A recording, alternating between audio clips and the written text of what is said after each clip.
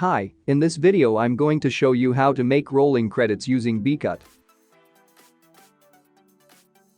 To use this app, simply open it and select the resolution that you desire. When the program is launched, start importing the video that you'll need by clicking Import and then choose Import File, browse for the file and then open it. After that, drag and drop the video into the timeline. From here you can start adding rolling credits by clicking the text function located at the left portion of the tool. Go to Subtitle and select the style you prefer from the templates provided. To sync it into your video, you need to drag it into the timeline as well under Text layer. To customize the text, just double-click the chosen text template and another window will appear. From here you can select the style, motion, font size, type and color. To change the text, just double-click the text into the preview panel and then hit the OK button once you're done.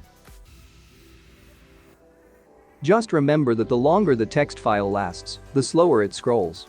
Once done, you can save the changes that you made by clicking the Export button, pick the format that you like along with the title, and then click Export for the last time.